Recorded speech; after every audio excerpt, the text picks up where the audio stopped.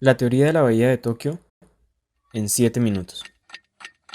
Después de la Segunda Guerra Mundial, en la que se vieron implicadas la mayor parte de las naciones del mundo, incluidas todas las grandes potencias, entre ellas Japón, en el año 1960, a raíz de la guerra, experimenta de manera exponencial un rápido proceso de transformación y crecimiento económico, que posteriormente se vio reflejado en la densidad de sus ciudades principales. Entre sus arquitectos, Kisho Kurokawa y Kiyonori Kikutake quisieron contribuir a este cambio y desarrollaron un intenso esfuerzo de investigación dirigido por el arquitecto japonés Kenzo Tange, que se establece en el grupo articulado en torno al llamado movimiento metabolista.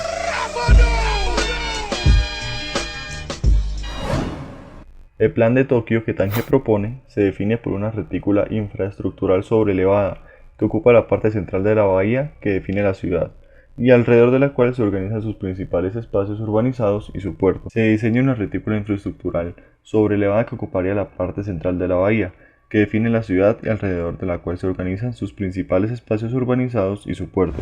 Basado en la extraordinaria importancia concedida a las comunicaciones y en la sustitución del carácter de centralidad por el de lineal axial, un complejo sistema de 6 niveles de circulaciones. Sí, 6 niveles. Que se combina la rodada y la aislada con el monorriel, la calle convencional y el metro.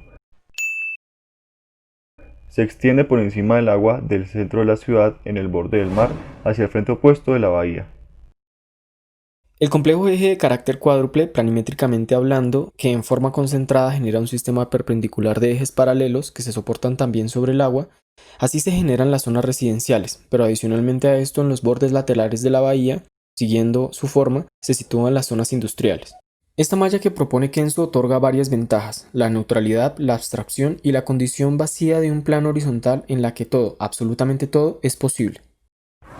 Tange recibe una gran influencia de Le Corbusier y el empleo del hormigón, al igual que en la manera de ver las mallas y tener una simple apariencia.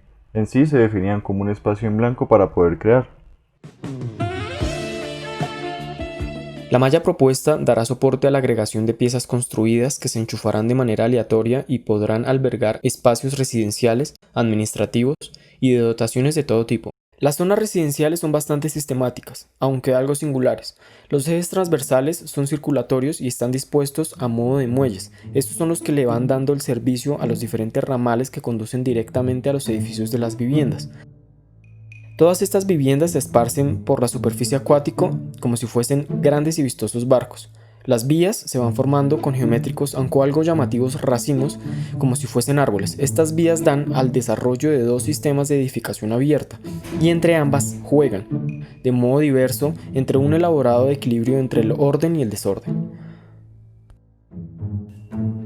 Estas zonas residenciales están compuestas por el barrio residencial, el jardín y la zona recreativa, el jardín de infancia, una escuela, un centro de compras, el aparcamiento, la estación del monocarril y la carretera. Los edificios residenciales se desarrollan en vías secundarias a partir de cada lado, partiendo sus caminos de las uniones entre las vértebras. Estos grandes pilares que atraviesan a los edificios sirven como conexiones verticales entre los mismos, ascensores, escaleras e instalaciones.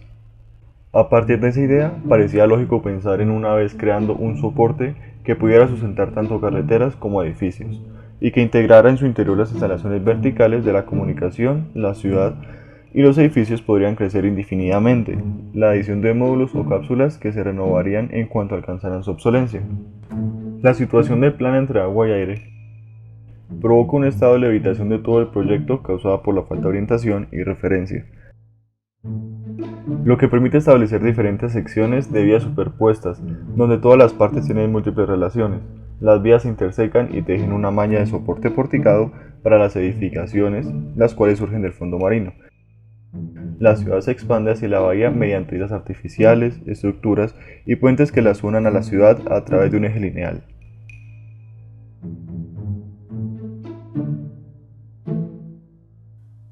Pero Tange no se limita simplemente a ocupar la parte de la bahía, sino que crea una completa red de infraestructuras, es decir, autopistas y redes ferroviarias que comunican el área del Palacio Imperial en el centro de Tokio, con la vecina Chiba, al otro lado de la bahía. Lo que pretende es organizar coherentemente el errático crecimiento que tuvo la ciudad a partir de un sistema de comunicaciones que funciona como una especie de esqueleto, sobre el cual se van adicionando los diferentes espacios y edificios que la urbe necesite en cada momento. El concepto de la megaestructura se basa en la idea de que tanto la ciudad como los edificios están formados por elementos con diferentes grados de resistencia al tiempo.